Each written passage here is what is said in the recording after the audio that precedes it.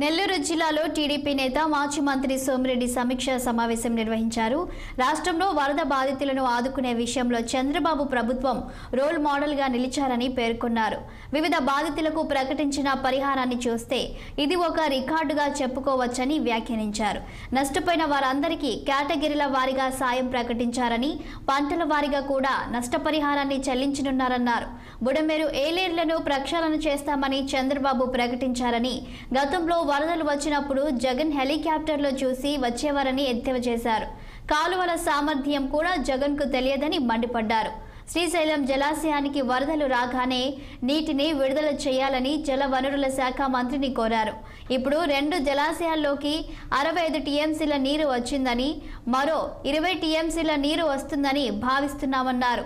ఈ జలాశయాల కింద 8 లక్షల ఎకరాల్లో మొదటి పంటకు సాగునీరు ఇస్తామన్నారు. గతంలో జలాశయాల్లో నీరు ఉన్నప్పటికీ రైతులకు సరిగ్గా నీరు ఇవ్వలేదని మండిపడ్డారు. అప్పటి జలవనరుల శాఖ మంత్రి డాన్సులకు పరిమితం కాగా వ్యవసాయ శాఖ మంత్రి అవినీతిపై దృష్టి పెట్టారని ఆగ్రహం వ్యక్తం చేశారు.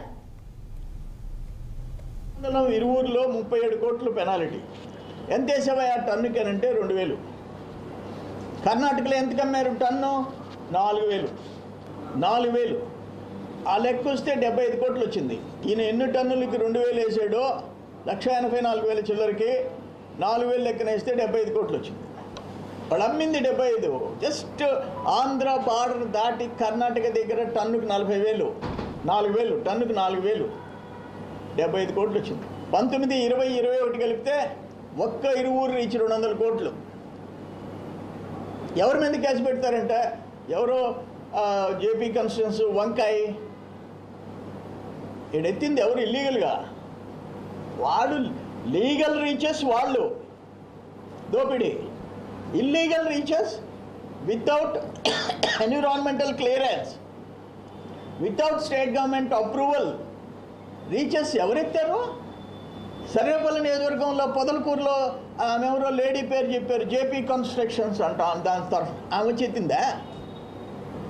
కొంచెం కాపితే కొంచెం అధికారులకి సిగ్గుండబడలే, కలేజా ఉండబడలే, దమ్ము ఉండబడలే.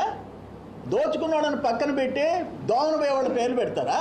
దోమన పోయే వాళ్ళ పేర్లు అది కూడా 3 సంవత్సరాలు వదిలేస్తారా?